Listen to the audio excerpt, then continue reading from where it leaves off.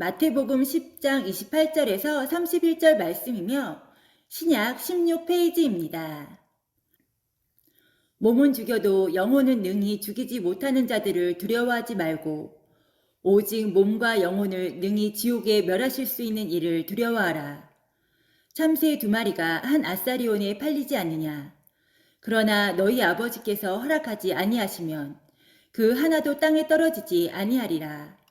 너희에게는 머리털까지 다 세신 바 되었나니 두려워하지 말라. 너희는 많은 참새보다 귀하니라. 아멘. 자, 오늘 본문을 중심으로 두려워해야 할 것과 두려워하지 말아야 될 것이라는 제목으로 말씀을 선포할 때 큰 은혜 받는 귀한 시간이 될 수 있기를 바랍니다.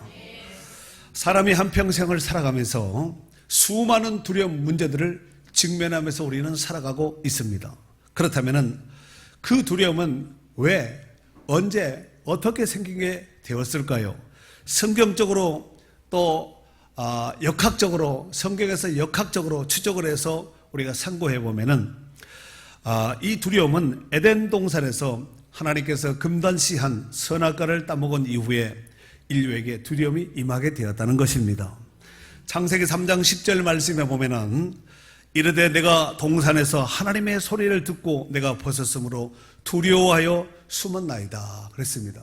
그 전까지는 두려움이라는 이 자체를 이 내용 자체를 알지 못하면서 그냥 하나님과의 관계 속에서 늘 행복하고 즐겁고 기쁘게 살았는데 아담과 하와가 범죄한 이후에 죄를 짐으로 인해서 결국은 이 두려움이 인류에게 찾아오게 되었다는 것입니다.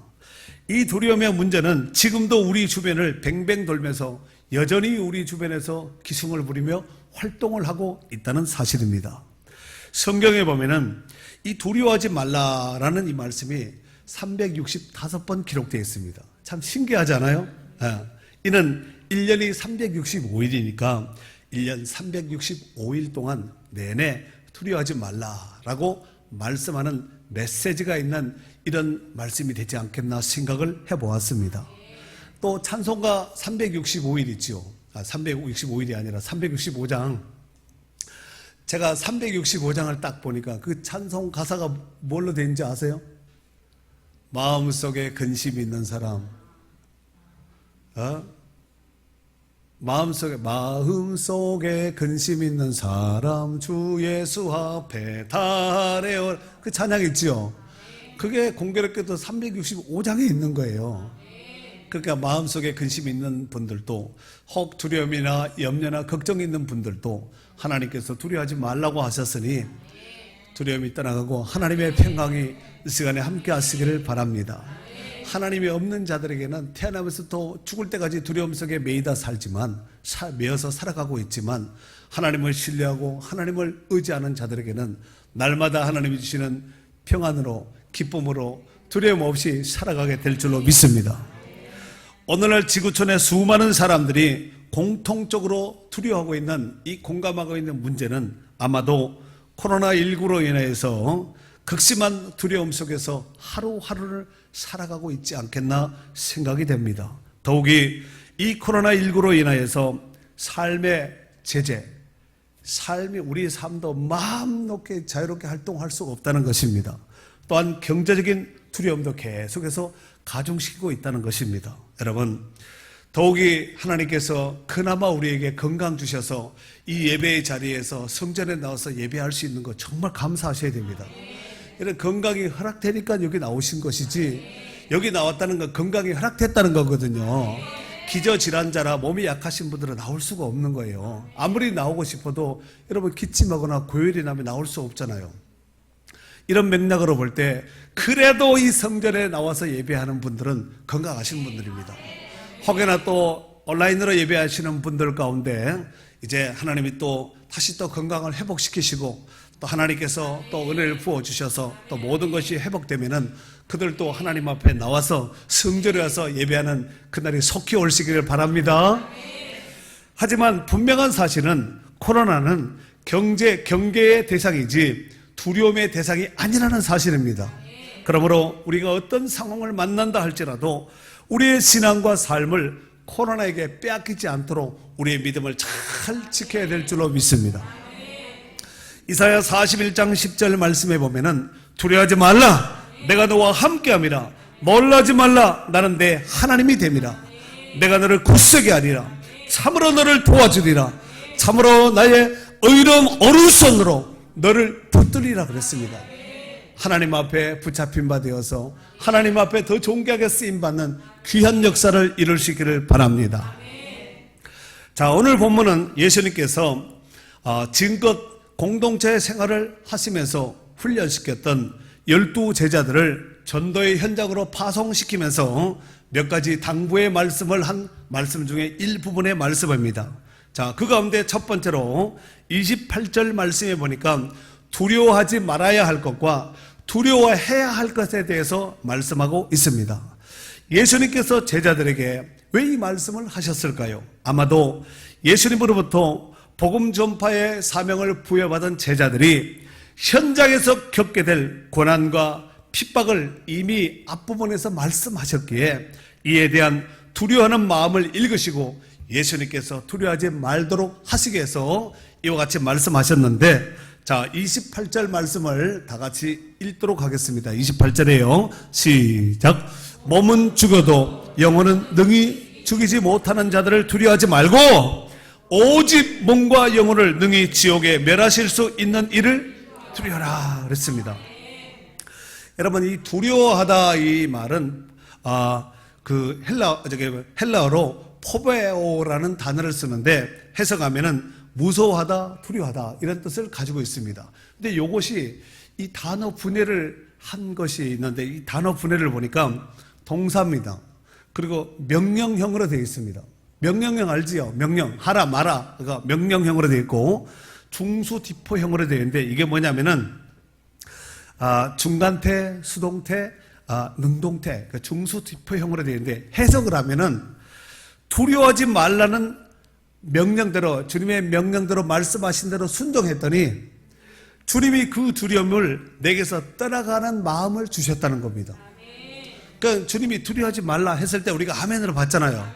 그러면은 그 두려워하지 않는 마음을 우리 주님이 주신다는 거예요. 하나님이 주신다는 거예요. 두려운데 이거 뭐예요? 절대 신뢰하지 못한다는 얘기예요. 두려워하지 말라, 명령형으로 되어 있다는 거예요. 하지 마 했는데 그래 두려운데 이러면 뒤통수 맞을 수 있습니다. 그러니까 두려워하지 말라, 명령형으로 되어 있다는 것입니다.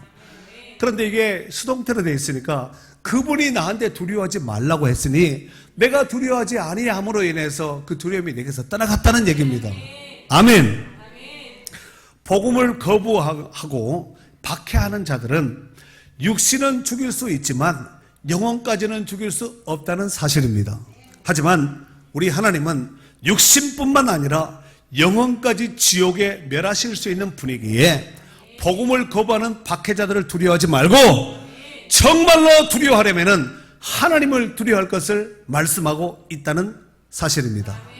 그렇습니다. 우리 하나님만이 인간의 모든 생사 여탈권을 쥐고 계시며 그 쥐고 계신 것을 하나님이 왼쪽으로 꺾으면 왼쪽의 역사가 일어나고 오른쪽으로 꺾으면 오른쪽의 역사가 있고 뱅뱅 돌리면 뱅뱅 돌리는 역사가 있는 것이지요. 그러니까 하나님 마음대로 이걸 가지고 하나님의 절대 주권이라고 말한다는 것입니다. 그러므로 박해자들이 아무리 고난과 박해를 가하고 협박을 하고 또 혹 몸을 죽인다 할지라도 하나님의 최후의 심판과는 비교할 수 없다는 것입니다. 그러므로 주님이 친히 보낸 자들을 박해하는 자들을 결단코 그냥 두지 않습니다. 하나님이 보낸 자를 박해한다. 이것은 하나님을 박해하는 것과 똑같다는 말입니다. 그러니 그들을 두려워하지 말고 때를 얻든지 못 얻든지 영혼을 구원하는 이 본질적 사명을 부여잡고 적극적으로 힘써야 될 줄로 믿습니다. 이 일은 12제자에게만 파송 시에 허락하신 말씀이 아니라 초대교회 성도들에게만 허락하신 말씀이 아니라 오늘을 살고 있는 우리 가운데도 허락하신 말씀인 줄로 믿고 아멘하여 받을 수 있기를 바랍니다. 두 번째로 하나님은 주의 일꾼들을 어떤 형편 중에서도 안전히 보호하신다는 사실입니다. 이에 예수님께서 한 비유를 드신 것이 바로 참새의 비유입니다. 참새. 자, 29절서 31절에 있는 말씀을 다 같이 크게 읽도록 하겠습니다. 참새 두 마리가 시작. 참새 두 마리가 한 아사르니에 팔리지 않느냐. 그러나 너희 아버지께서 허락하지 아니하시면 그 하나도 땅에 떨어지지 아니하리라. 너희에게는 머리털까지 다 세신 바 되었나니 두려워하지 말라. 너희는 많은 참새보다 귀하니라. 아멘. 여러분, 세상에 참새들이 얼마나 많아요. 여러분, 우리나라 참새, 진짜 새는 참새밖에 없습니다. 그잖아요? 새 중에 진짜 새는 참새밖에 없는데 나머지는 다 거짓 새지요. 그런데 이스라엘에 갔는데 참새가 우리나라 참새가 똑같이 생겼어요. 그 나라도 짹짹거리더구만. 아마 지금도 어디선가 짹짹거리고 아마 다니게 되지 않겠나. 그런데 오늘날 이 현대인들의 이 어떤 걱정과 고민은 수를 헤아릴 수가 없습니다. 얼마나 많은 사람들이 고민을 할까 했더니 약 한 5만 가지를 걱정을 한다는 거예요. 어떤 철학자가 이 부분에 대해서 연구해 봤더니 그래서 5만 걱정을 다 한다. 그런 말이 그 근거에서 나오지 않았겠나 싶습니다.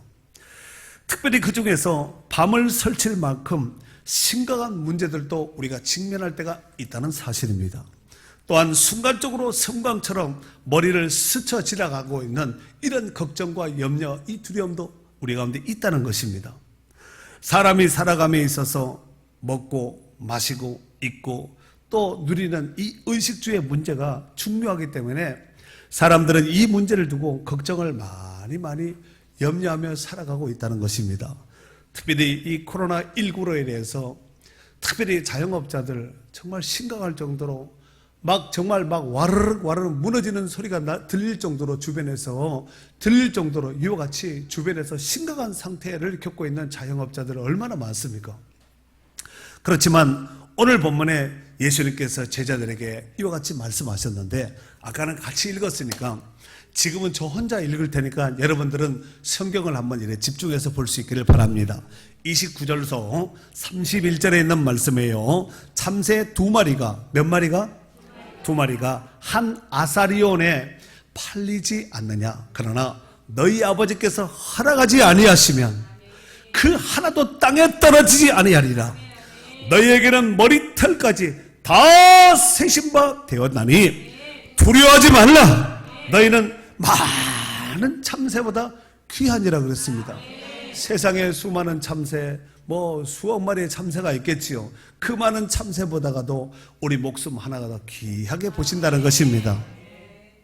여기 보면은 참새 두 마리가 한 아사리온에 팔린다 그랬지요.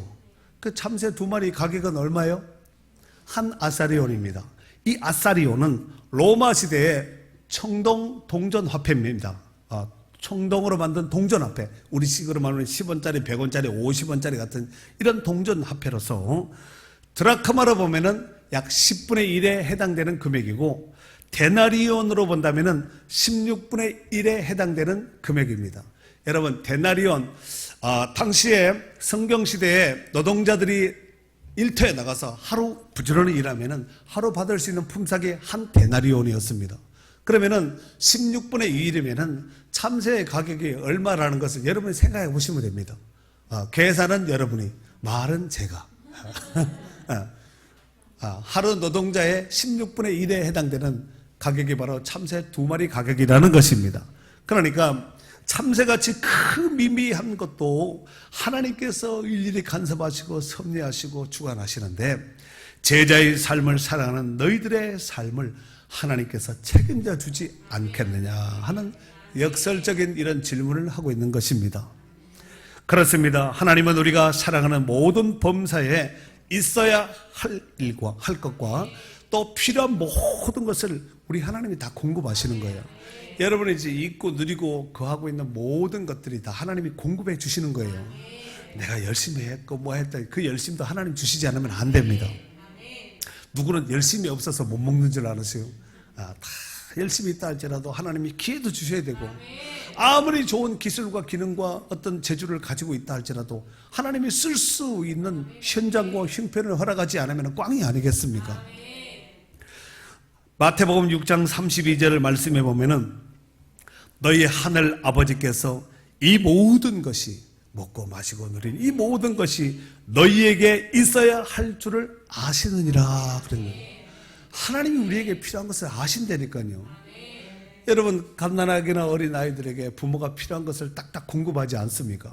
뭐 100% 공급하지는 않지만 그래도 얘가 밥 때가 되면 배가 고플 것이다 이렇게 생각을 하고 밥 먹어라, 추우면 옷 입히고 더우면 벗기고 씻기고 막 이러지 않습니까? 그잖아요. 잠잘 시간 되면 강제라도 자라, 일어날 때 되면 강제라도 깨우고 막 그러지 않습니까? 그렇듯이 우리에게 있어야 될 모든 필요를 부모도 어느 정도 아는데 하늘 아버지가 얼마나 잘 알겠냐 이거지요.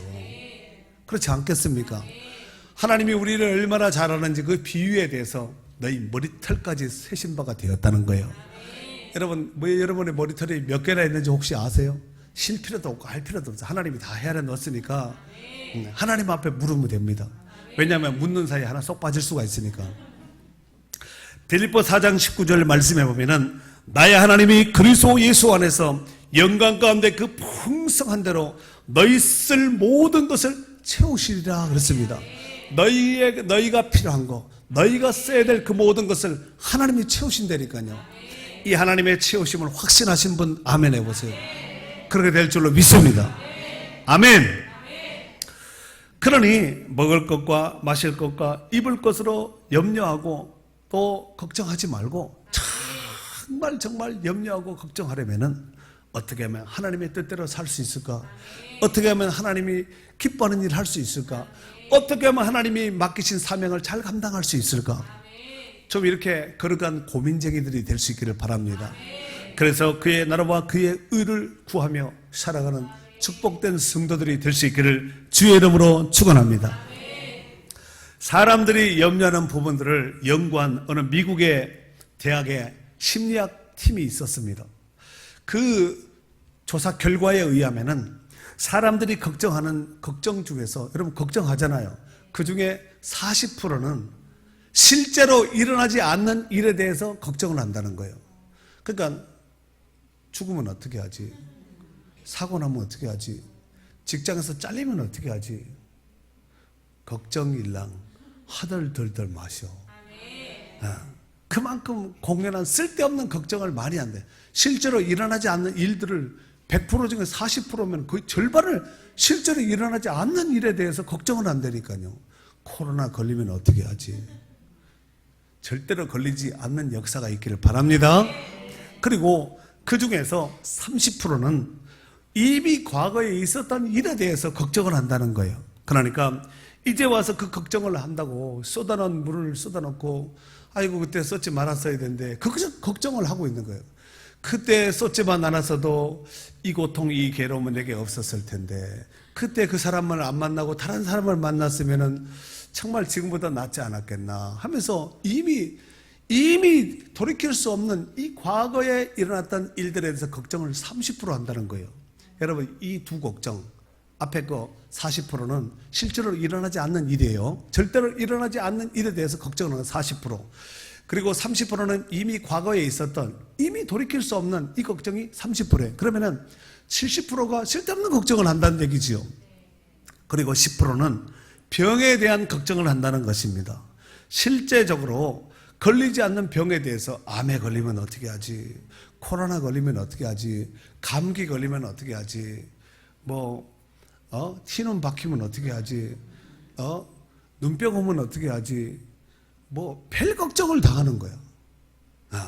그리고 정말로 걱정해야 될 문제는 8%밖에 되지 않는다는 거예요. 여러분 100%에서 8%면 10%도 안 되거든요. 그러나 그 8% 중에서도 정말 우리가 머리를 싸매고 걱정해야 될 것은 별로 없다는 거예요. 결국 사람들은 아무리 걱정을 해도 소용이 없는 일들에 대해서 걱정을 하고 쓸데없는 걱정을 가지고 괴로워하고 염려하고 밤잠 설정하면서 이렇게 살아가고 있다는 것입니다. 그래서 세상 사람들이 쓰는 말 가운데 걱정도 팔자입니다. 그 사람 걱정 안 하면 인생 살맛이 안 날 거예요. 지금도 뭐 걱정한 사람이 있을 수가 있는데 저를 또렷하게 보는 사람들은 절대로 그렇지 않고 눈이 희끄부리하신 분들은 약간 걱정이 올 수가 있는데 마스크도 제대로 잘 써줘야 돼요. 하여튼 걱정일랑 하들들들 맡기고 의지하면은 하나님께서 책임져 주시고 우리보다 우리를 더 잘하시는 하나님께서 잘 나가게 하실 줄로 믿습니다. 걱정 연구가인 피일 박사가 어떤 사람과 대화 중에서 그래요.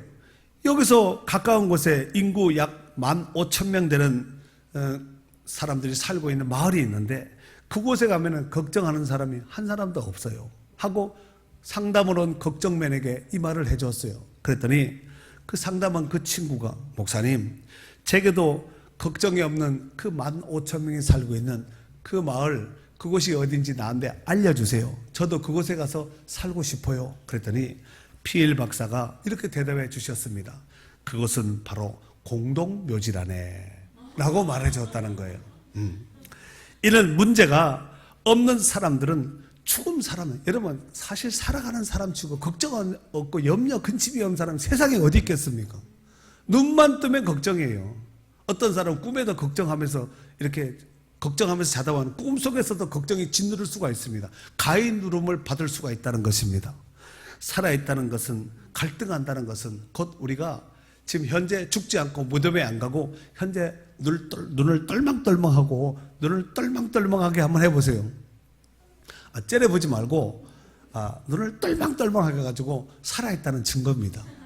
여러분, 산다는 건 좋은 것이 수지 맞는 장사잔소. 죽은 개보다가 죽은 사자보다가 산 개가 낫다는 말이 있습니다.